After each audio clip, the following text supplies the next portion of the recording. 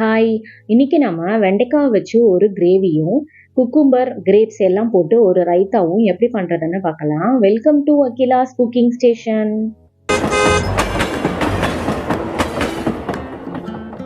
ஒரு 1/2 கிலோ போல வெண்டைக்காவை இந்த மாதிரி சாம்பாருக்கு நறுக்கிற மாதிரி நீளமா நறுக்கிக்கோங்க. அதில் 1/4 ஸ்பூன் மஞ்சள் பொடி போட்டுக்கோங்க. 1/2 ஸ்பூன் கரம் மசாலா போட்டுக்கோங்க. அப்புறமா 1/4 spoon Kashmiri red chilli powder போட்டுக்கோங்க. இன்னொரு 1/4 spoon normal red chilli powder போட்டுக்கோங்க. எல்லாத்தையும் போட்டு நல்லா கலந்து ஒரு ஓரமாக அப்படியே 1/2 மணி நேரம் ஊற வச்சுருங்க. காஷ்மீரி ரெட் சில்லி பவுடர் போட்டால் நல்லா கலர் கிடைக்கும். இப்போ ஒரு 3 தக்காளியை மிக்சியில் போட்டு நல்லா அரைச்சி பியூரியாக ரெடி பண்ணியிருக்கேன். அப்புறமா ஒரு 2 வெங்காயம் பொடியாக நறுக்கிக்கோங்க. ஒரு 10 பல்லு பூண்டு அதையும் பொடியாக நறுக்கிக்கோங்க. அப்புறம் ஒரு 1/2 வெங்காயமும் தக்காளியும் இந்த மாதிரி பெரிய சைஸ்லையும் நறுக்கிக்கோங்க. இப்போ நம்ம கிரேவி தாளிச்சிடலாம். கடாய் வச்சுட்டு எண்ணெய் ஊற்றி எண்ணெய் சூடானதுக்கப்புறமா அதில் கொஞ்சமாக கசூரி மேத்தியும் 1/2 ஸ்பூன் சீரகமும் போட்டுக்கோங்க. அதுக்கப்புறமா அதில் பொடியாக நறுக்கின வெங்காயம் பூண்டு சேர்த்து நல்லா வதக்குங்க. வெங்காயம் நல்லா லைட்டாக கோல்டன் ப்ரௌன் கலர் வந்ததுக்கப்புறமா ஒரு 1/4 ஸ்பூன் மஞ்சள் பொடி போட்டுக்கோங்க. 1/2 spoon Kashmiri red chilli powder, 1/2 spoon garam masala, அப்புறம் 1 ஸ்பூன் கொரியாண்டர் பவுடர். இது எல்லாத்தையும் போட்டுக்கோங்க. அடுப்பு சிம் பண்ணிக்கோங்க. போட்டு நல்லா வதக்குங்க. இது கொஞ்சம் வதங்கினதுக்கப்புறமா நம்ம எடுத்து வச்சுருந்த தக்காளி பியூரியும் அதில் போட்டு நல்லா கலந்துக்கோங்க.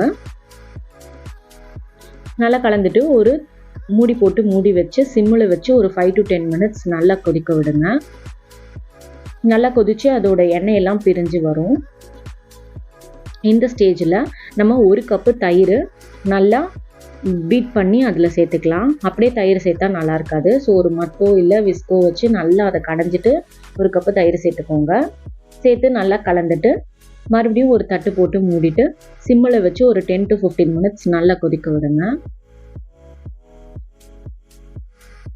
நல்லா கொதிச்சிருச்சு. இப்போ இதை அப்படியே ஆஃப் பண்ணிவிட்டு இன்னொரு கடாய் வச்சுட்டு அதில் எண்ணெய் ஊற்றிக்கோங்க. எண்ணெய் சூடான உடனே நம்ம ஆல்ரெடி காரப்பொடிலாம் போட்டு வச்சுருக்க வெண்டைக்காவை போட்டு சிம்மில் வச்சு நல்லா வதக்குங்க. நம்ம நார்மலாக வெண்டைக்காய் கறி எப்படி வதக்குவோமோ அதே மாதிரி மூடி போட்டு அது ஒரு 50% இதிலே நல்லா வெந்துடணும். வெண்டைக்காய் அந்தளவுக்கு நல்லா வதக்கிக்கோங்க.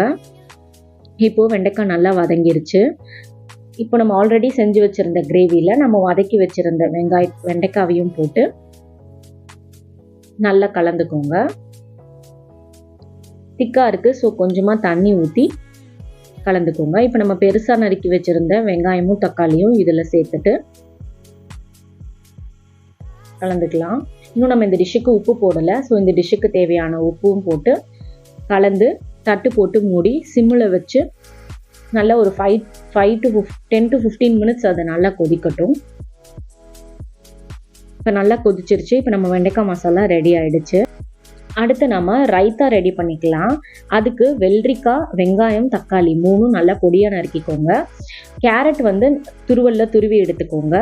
ஒரு பச்சை மிளகா பொடியாக நறுக்கிக்கோங்க. பச்சை திராட்சை ரவுண்ட் ரவுண்டாக கட் பண்ணிக்கோங்க. வெள்ளரிக்காய் நறுக்கும்போது இந்த சைடு பகுதி மட்டும் எடுத்துக்கோங்க. நடுவில் இருக்கிறது அதில் வாட்டர் கண்டென்ட் நிறைய இருக்கிறதுனால ரைத்தாக்கு அது செட் ஆகாது. நடுவில் உள்ளது நம்ம காயெலாம் நறுக்கி டயர்டாக இருக்கிறதுனால நம்ம சாப்பிட்றலாம். இப்போ நம்ம நறுக்குனது எல்லாத்தையும் ஒரு பாத்திரத்தில் போட்டு அதுக்கு தேவையான உப்பு போட்டுக்கோங்க.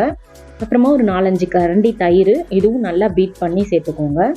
தயிர் சேர்த்து நல்லா கலந்துட்டு கடைசியாக பொடியாக நறுக்கின கொத்தமல்லியும் போட்டு கலந்தால் நம்மளுடைய ரைத்தா ரெடி ஆகிடுச்சு. சப்பாத்தி கூட இந்த வெண்டைக்காய் மசாலாவும் ரைத்தாவும் வச்சு சாப்பிட்டா சூப்பர் டேஸ்ட்டாக இருக்கும். ட்ரை பண்ணி பார்த்துட்டு எப்படி இருந்துச்சுன்னு சொல்லுங்கள்.